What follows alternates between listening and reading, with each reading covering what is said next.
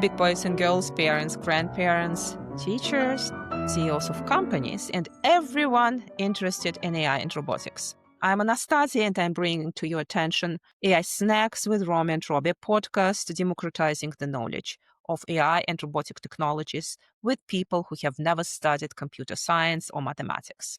Let's go back in 2020. This year, there was a book published which was called Lean AI. The author was Lomit Patel. And it was in line with the lean startup movements, and Eric Ries was its creator. Eric defined a startup as a human institution designed to deliver a new product or service under conditions of extreme uncertainties. And oh boy, those 2020 and 2021, the world was in global pandemics. Since then, the uncertainties for small or big businesses never stopped.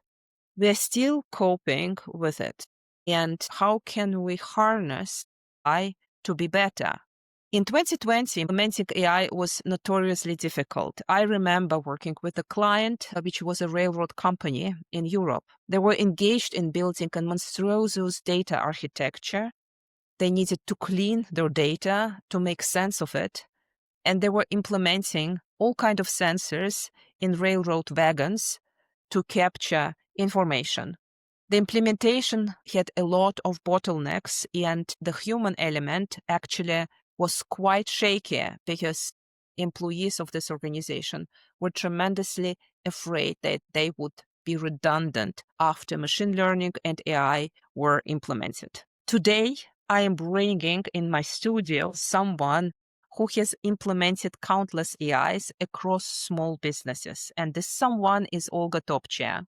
She's founder and CEO of Lapis AI Consults. She resides in New York, and she helps startups and small businesses implement AI for growth and for productivity gains. Let's welcome Olga into the studio, and thank you for tuning in. Olga, welcome to my podcast. Hey, great to be here. Thank you. Olga, you've carved out such an interesting niche, helping small businesses and mid-sized businesses tap into AI. Can you tell us how you first got inspired to work with AI and at this intersection of advanced technologies and small or mid-sized businesses? Yes, absolutely. So it was an interesting detour that my life took. So I was in tech for a long time, but I was doing marketing and product. And then I went on parental leave. And as I'm getting ready to come back in 2022 is when the absolute worst tech recession hits. Yeah. So instead of, kind of just sending off my resumes into a black hole and crying myself to sleep every night, I decided I'm going to take a step back and focus on my baby and just reassess my career and figure out what is my next step. And that's when I just kind of randomly stumbled on AI, specifically generative AI. Even more specifically, back then, this was before the ChatGPT boom. It was a model called DaVinci 3. So it was OpenAI's playground. To put into context, compared to what we have now, it was fancy autocorrect. That's pretty much what it was. But right away, I knew that it was just going to change everything. It was going to change the way we work, the way we communicate, the way we do everything, the way we search. And I wanted to be there. That's where I wanted to be. So I decided, okay, what do I do? I got to go talk to people because at this point, no one knows anything about the technology. It's so completely new that the developers aren't talking about it. And I'm just like, why is nobody talking about it? This is incredible. How the media isn't talking about it. No one on TikTok is talking about it. Nobody anywhere is talking about it, right? So I start just looking for people. I join hackathons. I start watching YouTube videos and any influencer that I can find. And then I got my first foot in the door as a prompt engineer for a company called Copy.ai. They were one of the first companies to capitalize on OpenAI's technology. And that was a contract job. And then the contract expired, but then I got another contract for doing now marketing and product for an AI company. And then I got another contract doing prompt engineering for an insurance company.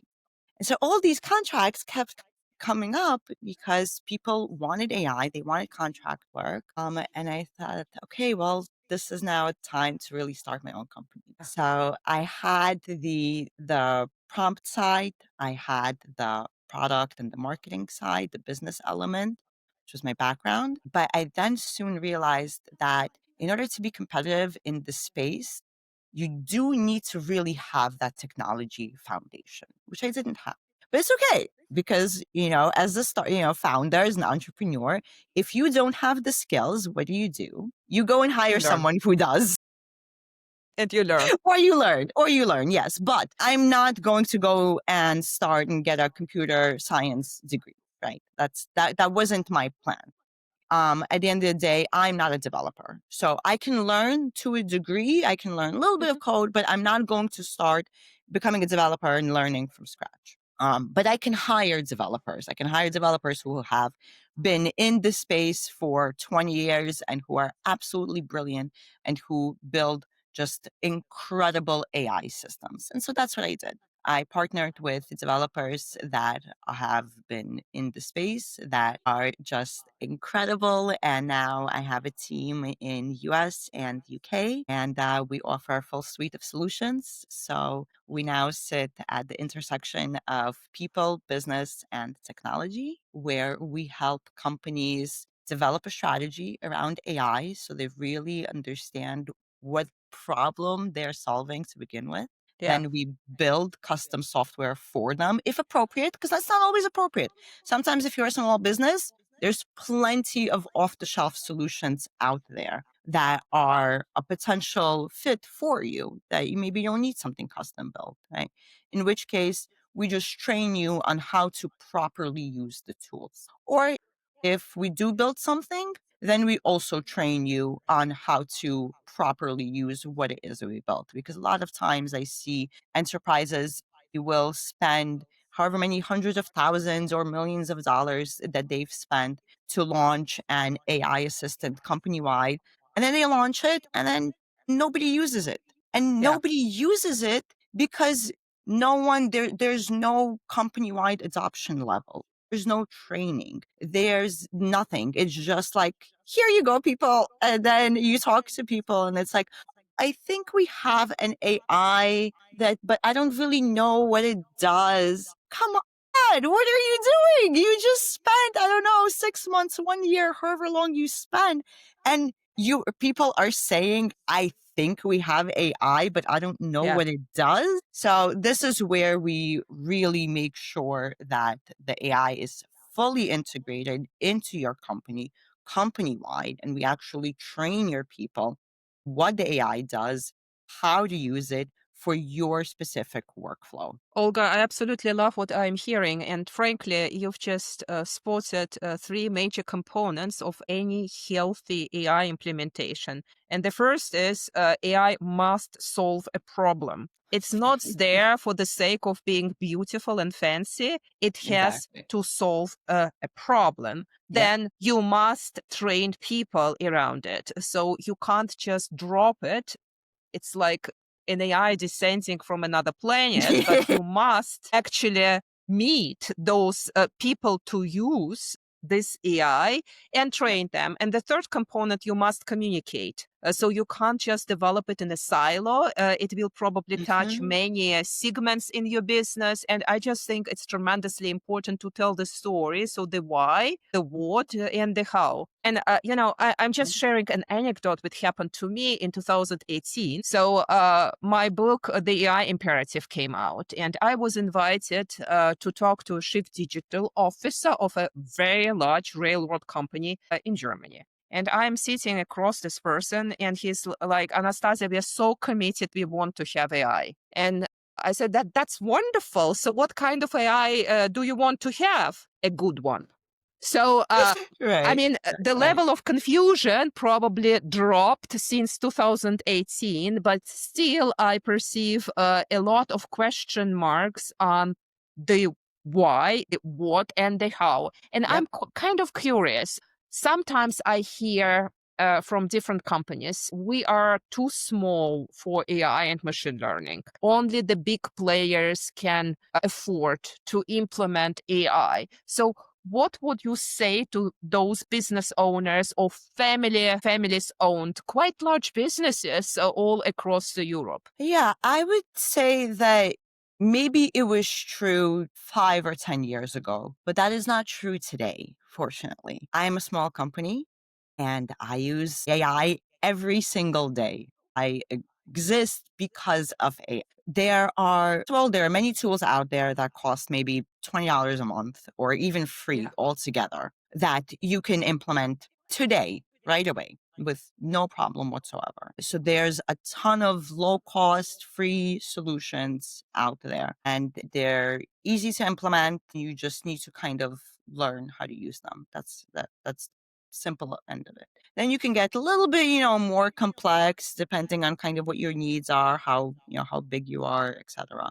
But it's no longer the case where, yeah, you needed to have like a complex machine learning model, with all this like clean, perfect data. That's not the case anymore. It's a different world, a very, very different world. OpenAI, they completely changed the ball game. And how did it happen? So, is it really with Gen AI and the evolution around ChatGPT and its cousins, or did something else happen in the Yeah, ecosystem?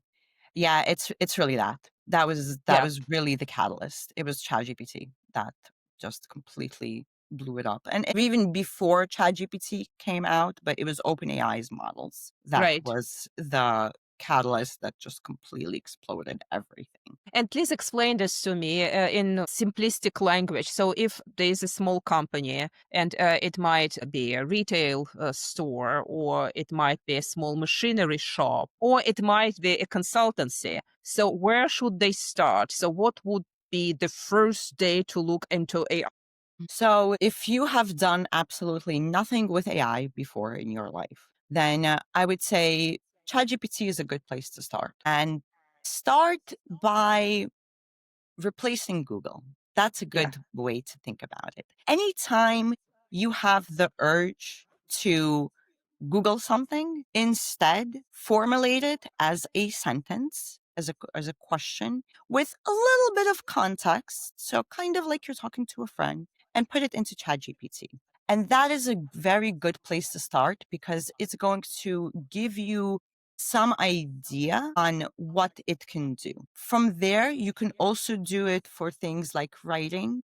So if you need to write something in email or a a blog post or something like that, writing is fantastic for these kinds of use cases. ChatGPT is a general model, so it's good as an introduction.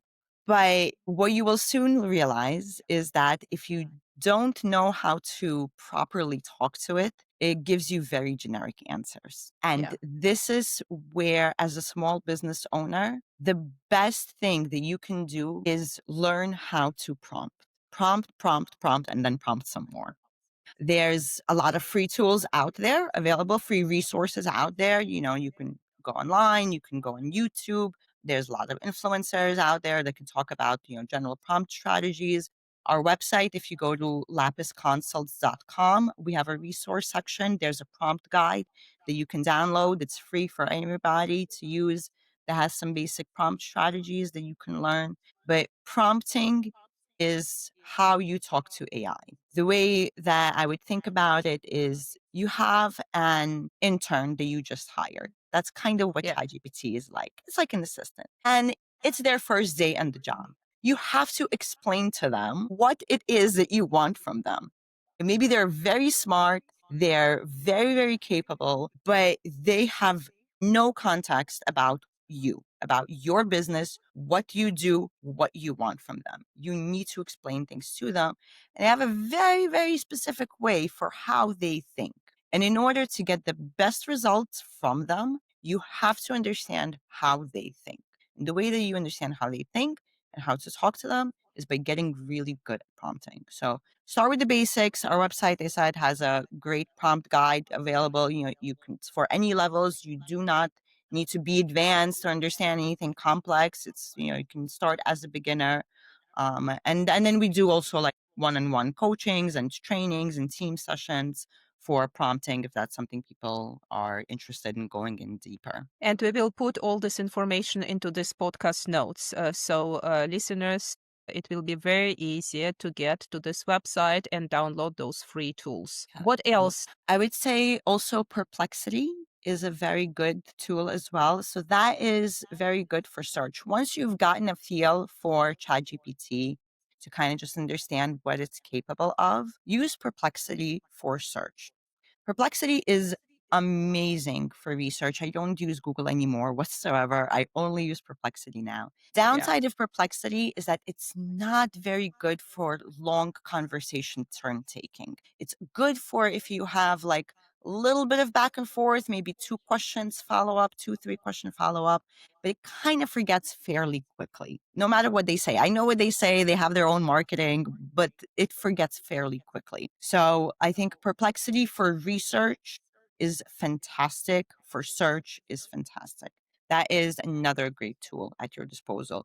Finding products, finding vendors, those are all amazing things that you can do with Perplexity. And by the way, I've recorded a podcast with Michael Buckby, and he is busying himself with search in the age of LLMs. And obviously, his vision on search engine optimizations is that the search gets fragmented and it moves entirely into AIs. And it won't be like we were used to, let's say, 5 or 10 years ago. And there is an interesting exercise which every business owner can do. Try to search something about your business in ChatGPT or in Perplexity. And sometimes you might not find anything. And this means that your business is not really optimized for the age of LLMs and that you need to do something about it. Yeah. So, Olga, I am just wondering, could you share a couple of maybe success stories which you experienced with your clients? So,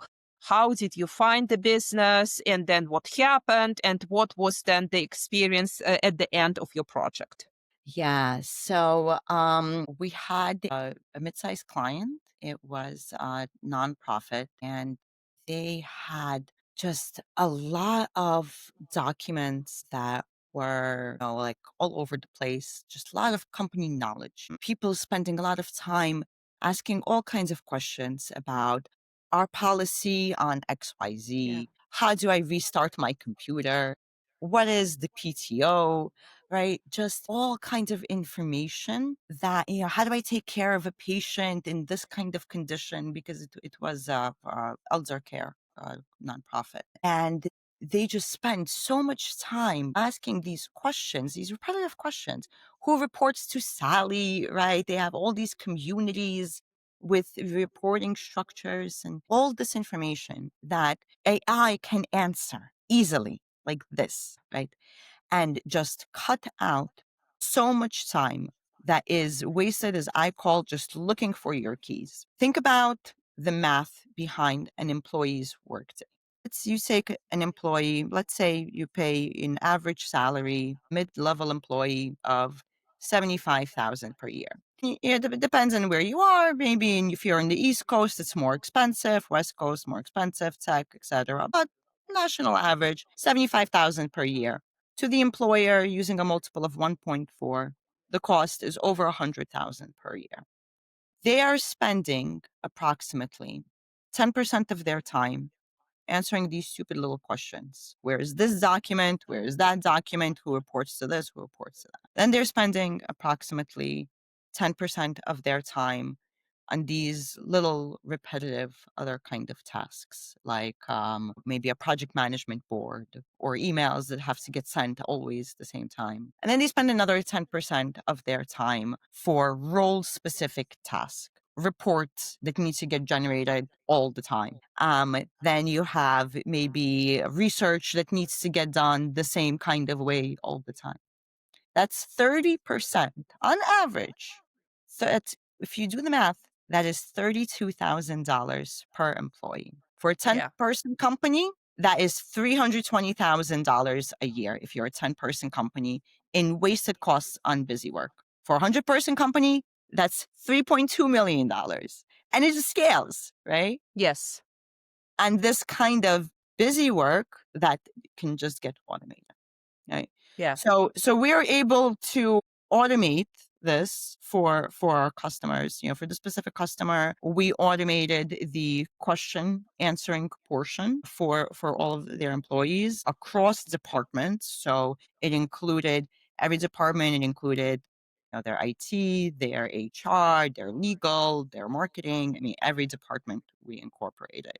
And it was great when we even had an analytics dashboard for them so they could see exactly what questions people were answering. Yeah. Were asking and what the AI was answering. People were able to rate the answers, right? So we knew exactly, like, are they happy with it? We're able to measure our success rate for them. And that way we're able to provide exact cost savings. How long does Yeah. it take to, get the response? Tech support ticket for this company cost $15 because they had an internal IT department, right? Think about how much you pay your IT person to reset somebody's computer every 15 Yeah. minutes. And we're able to get it down to pennies, because that's your API costs. So that you have Yeah. your infrastructure and your API costs, right? So it's no longer the case where, you have to be this massive company every time that to only have these systems to really take advantage of these kind of AI tools. In this particular case, it was a custom built system that we built for them. Not all companies need a custom built system. Sometimes you can go and do something off the shelf, but this is, just an incredible example of how when you really think about the math of where your employees' time goes, then what you do is, right, because a dollar is a dollar. You Yeah. reallocate that time. You take your people's time and you put them onto tasks that move the needle. You put them Yes. into work where you have driving revenue, into customer relationships, into strategy. That's where things are going to matter. Not how do I reset my computer, right? Who Yeah. cares? Absolutely. Yeah, absolutely. And so we see real productivity gain because those automation tools and AI tools get applied. And I'm just wondering, so because you said you developed customized solutions, so you must understand the domain. Yes. So Well, no, without no, no. We don't need to understand the tell, domain. No, I don't care about your domain. You could do whatever you want. You could be in the moon. You can be a restaurant. I don't care.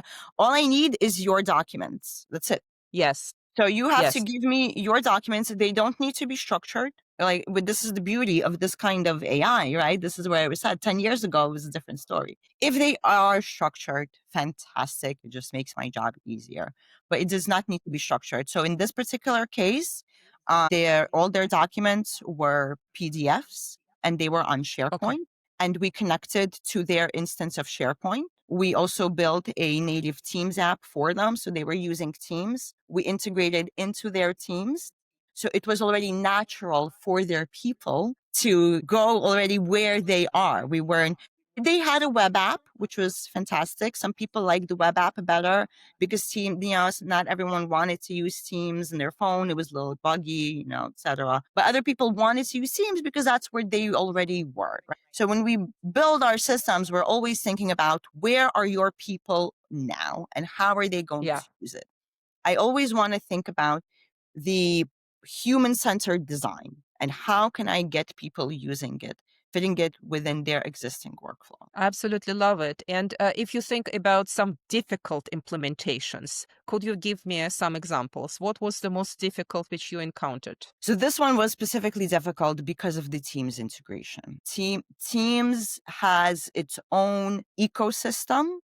Yeah, You're very constricted to Microsoft's rules, right? So we had a lot of nuances that we needed to really work around with the integration. When you get into integrations, that's when things get really difficult, is with integrations. So we can integrate with systems, but depending on the system, this is the parts that begin to get tricky. Building something standalone, much, much simpler. standalone Yeah. product. You log in, it's clean, and that's it. And then you're good to go.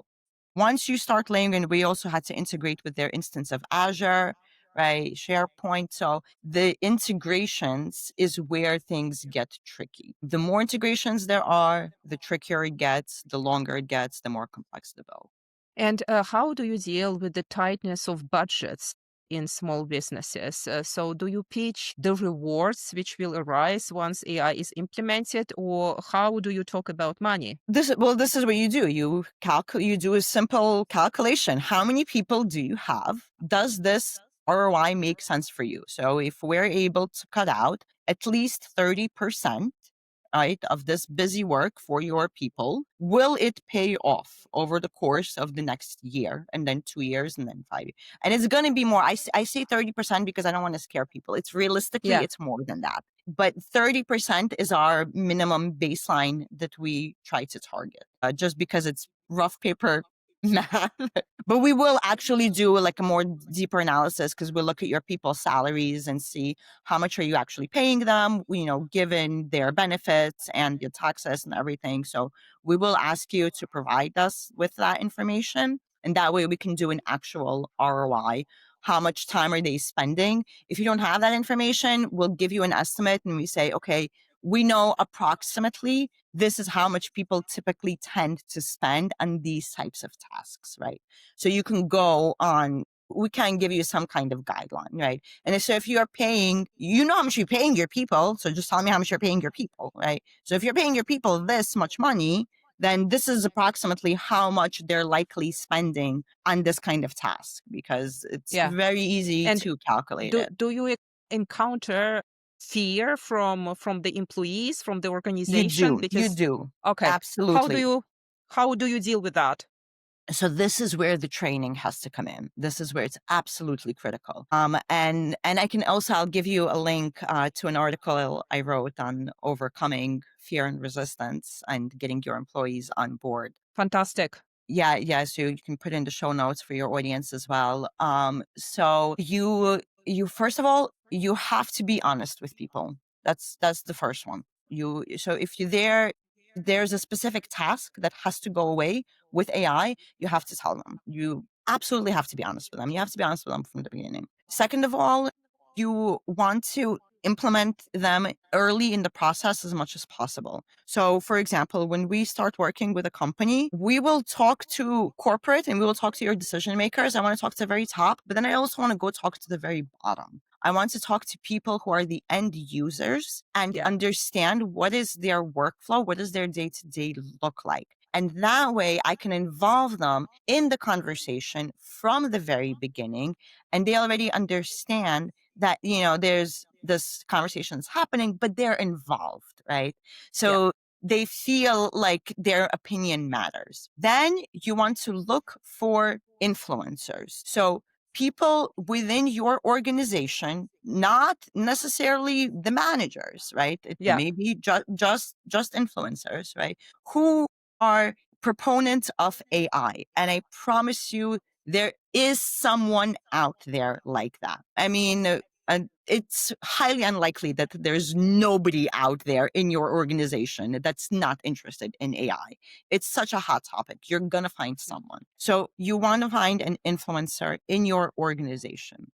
Then what we do is we take this influencer and we train them. And we train them on Super. how to get AI to give them an output that's going to make their job easier. So we will assess whatever their role is, right? We will train them on getting their job just faster, right? Whatever that part of their job that is time consuming, that is nitty gritty, there's going to be either something that we build or some tools out there or some combination of prompt strategies that we can figure out a way to get them more productive. And then they become the poster child for your organization. Then they can find other people. So you're not speaking from the top down, you're going within the organization, and you have people from the bottom up that are internal promoters to others within your organization, right? That is how you build trust. And this is actually the best practice to implement change management from the Yep. very beginning. Yeah, Yeah. exactly. This is the thing with AI. It's you can't think about it as just deploying a technology. There's a huge change management component to it, which is why we push strategy and training so much, why it's so important. Because Yeah. of the change management component, because it's people, right? You don't just build it and then dump. Yeah. It's not going to Absolutely. succeed. It's not going to succeed at all. And then you can do other things, so for example, like you can host like a hackathon, like where whoever can have the most creative implementation of AI without themselves writing a single line of code, right? So they can do vibe coding, but they cannot themselves do code. But whoever can have the most creative implementation wins something, and give them something meaningful, not like a cup Yeah. of coffee. Yeah. We typically say, give them extra PTO. That's a great thing to give people as opposed to a coffee maker, right? So if you can give people something like that, then that is a huge motivator for people. Not all companies do it, not all companies can. They have their HR policies or whatever.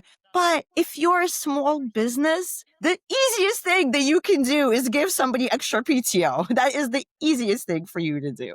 So your 10-person company, 20, 30, however many people you are, give them an extra couple of days off or whatever it is, to take their kid out to the ball game or wherever, like give them that time. That is going to be more valuable for them than some coffee maker that they want. And this is actually genius because AI liberates time to Yeah, do more important things in your life. And Olga, exactly. just to finish this conversation, I'm constantly thinking about human excellence in the age of AI. And I'm absolutely convinced that we still require those famous 10,000 hours to really develop some proficiency in something. And I would like your opinion. So, do you think we will have those people who are not like professional coders, computer scientists, data scientists, who would excel because they develop from the business side those 10,000 hours in Yep. working with AI and then building maybe a next generation of products and services? How do you think Absolutely. about it? 100%.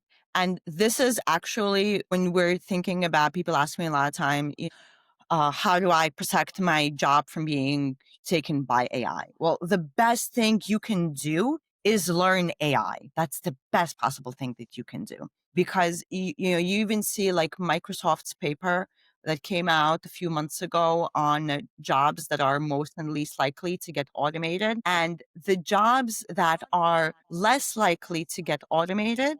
Well, you have jobs that are, just obvious ones, like the ones that have a like physical labor component to them. But it's the jobs that are also communication and strategy and people, right? That kind of stuff that are soft skills, quote unquote, are no longer soft skills anymore. Or at least not soft skills by anyone that ever needed to sell something this way. Um, if you have that and you know how to use AI, like the world's your oyster, because you can take it and you can create products, you can vibe code products. The only thing I would be cautious with vibe coding is don't just blindly create something and then let it run on your computer, because if you don't know code, you don't know what it's doing. You don't know if it can delete something on your computer, if it can execute something, right? So that's the only thing I would caution people on vibe coding. It's a good idea if you have the ability to learn how to read Python. That's something Yeah, that I'm actually doing right now. Is I don't write code, but I am learning to read code. So I would say learning to read, just like another language, right? You can right. be, just as in any language, you can speak it, but you can also read it and you can also write it, right? So it's not necessarily to write it, you can read it. And Python is a kind of language where it's more natural, right? Like English, kind of, that you can kind of make sense of it. And AI is really good at explaining it to you. So you have Oh, a snippet of absolutely. code, ask, what is this code doing? Before you execute it, put it into ChatGPT and say, hey, can you please, I'm not a coder. Can you please explain this to me? What does it do before I execute it? Because we want to be careful. Otherwise, you don't know what it's doing and it can do something, delete, do something that you don't want it to do. And we should not scare people to learn to read Python. And frankly, if you speak a foreign language, a grammar of German might have, let's say, 150 pages. Python might have 30 pages. And then you mastered a new language. And frankly, it is a combination of basic algebra from your school days and English. So don't be scared to try it out. Yeah. My really last question. So ChatGPT and its cousins do hallucinate and they do make mistakes. How do you address this AI vulnerabilities with your clients? Yeah. Okay. Fantastic question. I'm very happy you asked that. So if you're not doing something custom built, if you're only using ChatGPT or some off-the-shelf solutions, then you absolutely want to verify the source. So you say, cite your source. That's 100%. This is why Perplexity is very good, because it cites the sources. ChatGPT, sometimes it does, sometimes it doesn't. GPT-5 and specifically, I notice, has a lot more issues with hallucination, especially when you ask it to analyze a document or read a document that you uploaded. It oftentimes will not do that at all. So I advise people to, if you're analyzing a document or asking it to do something with a specific document, use 4.0 or use Claude. Those are much, much better. Don't use GPT-5. When we're building something custom built, we implement citations into, so this is the same thing. So a person can always go and verify the source. Base it only on the data that you give us. So there's a much lower risk of hallucination. We don't let it rely on its, training data. It's much larger. They're still there. It's not 100%. We will never claim 100% accuracy. The citation is there. So a person can go and verify. We always say anything that includes a policy, a regulation, anything that's legal, that includes customers, you want a human in the loop. You want verification, right? So these kinds of high stakes use cases, you definitely want your people to just verify it first. Olga, that was absolutely fantastic. I am tremendously grateful that you came on this podcast and offered a very realistic view on what AI implementation might look like. And frankly, it's not that scary. And we can only invite people, try it out, just try and just start. Nothing bad will happen to you.